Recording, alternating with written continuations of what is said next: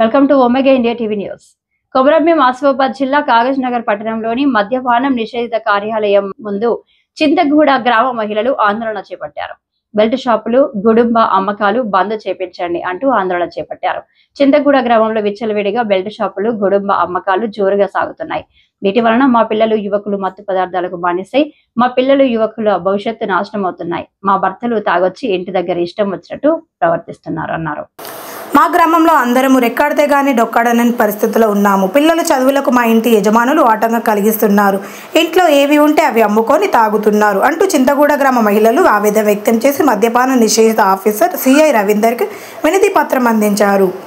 ఇచ్చిన వినతి పత్రానికి సిఐ రవీందర్ సానుకూలంగా స్పందించి బెల్ట్ షాపులు మరియు గుడుంబ అమ్మిన వాటిపై కఠినమైన చర్యలు తీసుకుంటామని, ఇప్పటి వరకు 7 మండలాల్లో చాలా వరకు గుడుంబ అమ్మకాలు అరికట్టామని, ఇక ముందు పై కూడా ఉక్కుపాదం మోపి గుడుంబ అమ్మకాలపై కఠినమైన చర్యలు తీసుకుంటామని అన్నారు.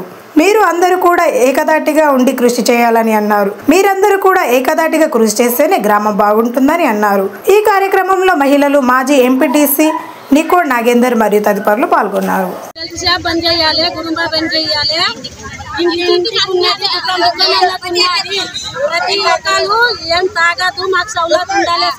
చింతగూడెం బాగుపడాలి.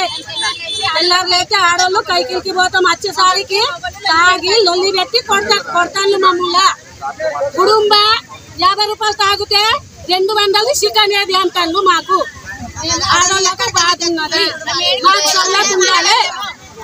అందు గురించి మాకు నీళ్ళు సాయం చేయాలి. బెల్ట్ షాపులు కానీ, గుడుంబ కానీ, ఏమన్నా కానీ అమ్మితే మాత్రం మేము పలగొడతాం. పలగొట్టి మొగళ్ళని కూడా కొడతాం. వాళ్ళు ఎవరు అమ్ముతారో వాళ్ళని కూడా కొడతాం, మీ దగ్గరికి వస్తాం. అందరి కొట్టుడే అమ్ముల వాళ్ళని అందరు కొట్టి మీ దగ్గరికి వస్తాం. మీరు ఏం జరుగుతుందో చెప్పండి.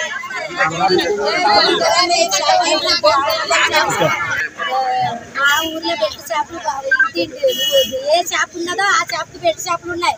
అందరు అమ్ముతాను. గుడంబ పిల్లగాళ్ళు చదువుకుంటారు, అన్ని ఇలా వచ్చి తాగుతారు. ఏది ఉంటే అదే అమ్ముకుంటారు, తింటారు.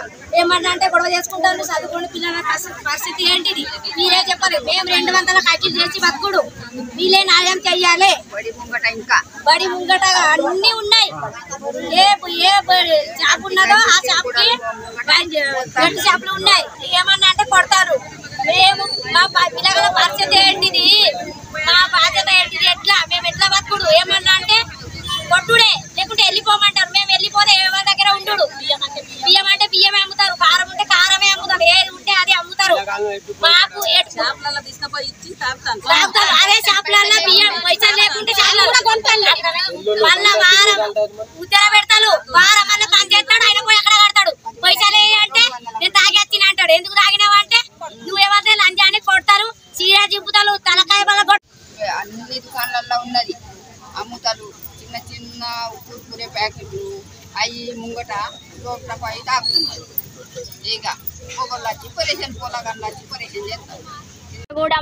తెల్లారు లేచి మేము అందరము ఆడవాళ్ళం, మా ఊరి ఆడవాళ్ళం అందరము తెల్లారు లేచి కైకిలే పోతాము. రోజు 200 సంపాదన మాది. మగోళ్ళు పని చేస్తారు, వాళ్ళ జీతం అంతా ఖర్చే, మాకు రూపాయి తెచ్చియ్యారు.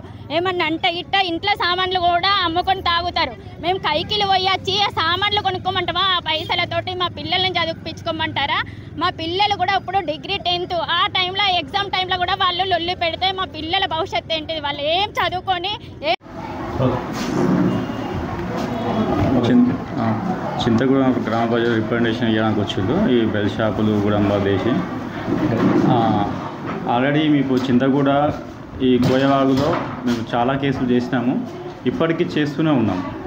ఇంకేమో సమాచారం వాళ్ళకు కూడా చెప్పాము. ఇప్పుడు వాళ్ళ సమాచారం ఉంటే వాళ్ళ సహకారంతో తప్పకుండా మేము అక్కడ కంట్రోల్ చేస్తాము. కాకపోతే ప్రజల సహకారం ఉండాలి. ఎందుకంటే మాకు జ్యుడిషియల్ పెద్దగా ఉంటుంది కాబట్టి వాళ్ళ సహకారం ఉంటే ఎలాంటి ఇన్ఫర్మేషన్ ఉన్నా మాకు ఇన్ఫార్మ్ చేస్తే ఖచ్చితంగా వస్తాము, మేము కంట్రోల్ చేస్తాం. తప్పకుండా మేము నిర్మూలించడానికి ప్రయత్నం చేస్తాం కూడా.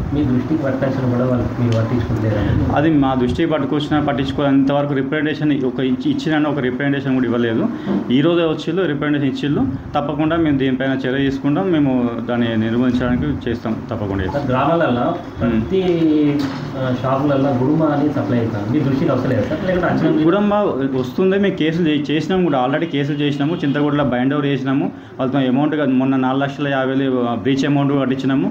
మేము దేశీ కూడా చాలా కేసులు రాసినాము. వాళ్ళతో బైండ్ ఓవర్ చేసినాము. ప్రతి ఒక్కరిని కేసు అయిన అందరూ కూడా బైండ్ ఓవర్ చేస్తున్నాము, బ్రీచ్ చేస్తున్నాము.